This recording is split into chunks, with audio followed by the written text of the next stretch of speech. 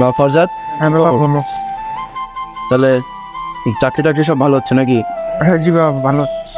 তা বয়স তো অনেকে হলো, কি বিয়েটে করবা না? হ্যাঁ সেটা তোমাদের ইচ্ছা, তোমরা দেখো। তাহলে ঘটকের সাথে কথা বলি নাকি? হ্যাঁ বলে নাও। আচ্ছা তাহলে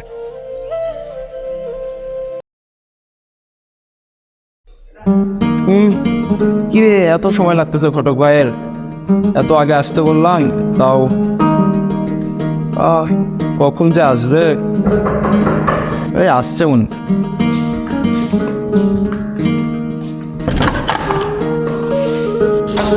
ওয়ালাইকুম আসসালাম ভাই, ভালো আছেন ভাই? হ্যাঁ, এত দেরি হলো কেন? হ্যাঁ সেটা অবশ্য ঠিক। বসেন। তাহলে সব তো বলছিলাম নাকি, ছেলের বয়স টয়স হচ্ছে, বিয়ের সাথে তো দেওয়া লাগবে। তা খবরে কি কোনো ভালো মেয়েটা আছে? ভাই ভাই আমাকে একটা ব্যবসা ভালো বেশ যা নতুন দেখাই। ওই আছে এই মেয়েটা, মাশাআল্লাহ ভালো হচ্ছে। এই আছে এর বাপ পরিং করে রাখতে দেখা ভালো আছে। ভালো তো আছে দেখতেছি।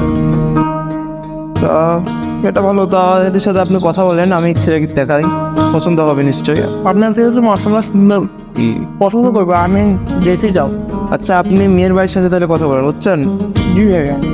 আচ্ছা তাহলে ওই কথাই রইলো। হ্যাঁ খোলা, আচ্ছা ভাই, আচ্ছা আবার আসবেন। যাক।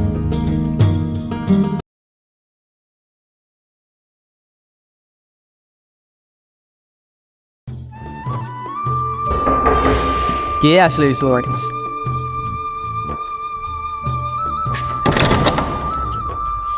আরে ঘটক ভাই, কি খবর? কেমন আছেন ভাই? হ্যাঁ ভাই, মেয়ের তো আপনার, আচ্ছা ছেলের তো আপনার মেয়েকে পছন্দ হয়ে গেছে অনেক। আর ছেলে তো ঢাকা শহরে বিল্ডিং আছে, বুঝেন তো? আর ছেলের ছবিটা আপনাকে আমি আবার দেখাই। ওই দেখুন, না, ছেলে তো মাশাআল্লাহ অনেক ভালো আছে। আপনার মেয়েও মাসাল্লাহ অনেক সুন্দর, তাই ছেলে পছন্দ করেছে অনেক ভালো। ছেলে কি করে? ছেলে তো ঢাকা শহরে চাকরি করে, কর্পোরেট জব, আর 5 তলা বিল্ডিংও আছে, বুঝলেন এর তো? পরিবারের সদস্যরা কেমন? ফরেস্ট পলিটিক্সের সাথে আপনার মতো কোনো জড়িত নাই। আর ছেলে অনেক সুন্দর, এলাকাও ভালো নাম আছে ছেলের। আচ্ছা ভাই, ঠিক ঠিক আছে, তা ভাই আপনি আপনার মেয়ের সাথে কথা বলেন আর দেখেন, আর ছেলে তো পছন্দ করছে। ঠিক আছে ভাই, আপনি যোগাযোগ রাখেন ওদের সাথে। আচ্ছা আচ্ছা।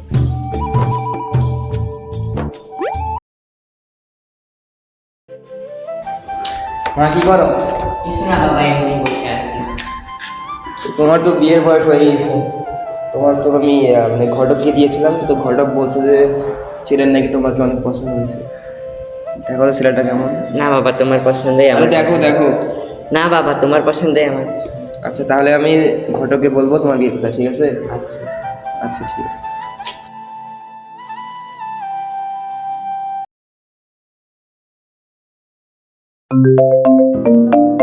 হ্যালো ভাই, আসসালামু আলাইকুম।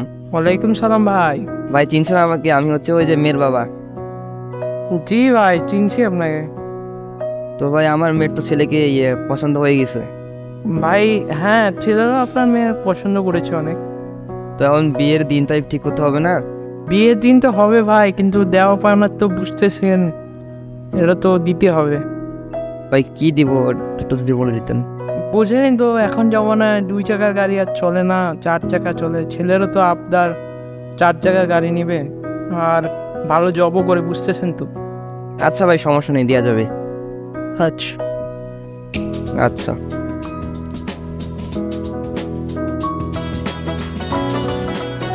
তো ভাই, পরিচয় তো হইলো, আপনার ছেলে মাশাআল্লাহ অনেক ভালো আছে। তো দেখা যাবো আমার মেয়েকে কেমন দেখতে না। আপনার ভালো আছে। তা মা কতদূর পর্যন্ত পড়ালেখা করছে? এই তো অনার্স পাস। ভাই খাতা দেন তো একটা। চান ভাই।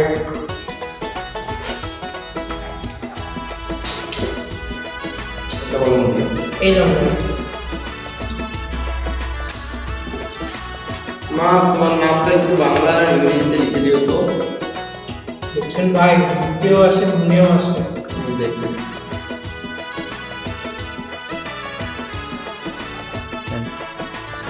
না লেখা মাসে ঠিক আছে। ছবি তো হইলো, আপনি দিনক্ষণ দেখেন কত তাড়াতাড়ি করা যায়, শুভ কাজে তো দেরি করতে নেই, বুঝছি ভাই। তাহলে আপনারা সবাই সহমত তো না? জি ভাই, সমস্যা। আচ্ছা তাহলে আমি তোমার কি কোনো কথা আছে? না কি পার্সোনালি কোনো কথা বলতে চাও? মনটা আমার থাকলে এটা দেখেন। সবাই দেখি। এই সামনে বারে শুক্রবার দেখেন, শুক্রদিন আছে। এই দিন করলে ভালো হবে। ঠিক আছে ভাই, শুক্রবার হবে? যে সামনের শুক্রবার, আচ্ছা সমস্যা নেই। আচ্ছা ভাই, তাহলে আচ্ছা ভাই, তাহলে ঠিক আছে। শুভ কাজ। আলোচনা তাহলে ভালো করছেন, তা কত গাড়ি টাড়ি দেখলাম ভাই সমস্যা নেই, গাড়ি দিয়ে আসবো, ওটা আছে। আরে মা তুমি বুঝবা না, ভাই তুমি বলতে যাচ্ছি কি? মা তুমি বুঝবা না, এই যে উত্তর দিতে যাচ্ছ না।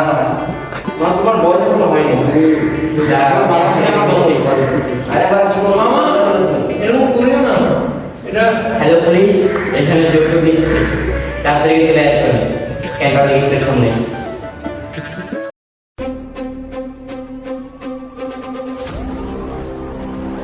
আমার কাছে খবর আছে আপনারা এখানে যৌতুক নিয়ে বিবাহ করতেছেন। না এটা তো ঠিক না, আপনার কে খবর? আপনার মেয়ে কি করলো? আপনার মেয়েকে মাথার সমস্যা নেই, এটা কি করলো?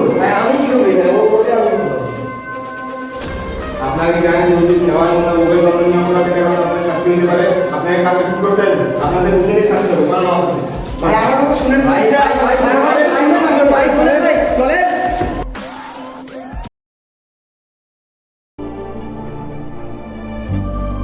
যৌতুক নামক এই কুপ্রথার কারণেই তারা আজ সমাজ থেকে বঞ্চিত, কারাগারে আবদ্ধ। যৌতুক হলো সমাজের একটি মারাত্মক ব্যাধি, যা নানান সামাজিক সমস্যার সৃষ্টি করে। 2018 সালের প্রণীত ধারা মোতাবেক যৌতুকদাতা ও গ্রহীতা উভয়কেই শাস্তির আওতায় আনা হয়। এক্ষেত্রে সর্বনিম্ন 1 বছর এবং সর্বোচ্চ 5 বছরের কারাদণ্ড নির্ধারণ করা হয়েছে। তাই যৌতুককে না বলি এবং একটি সুস্থ সমাজ গড়ে তুলি।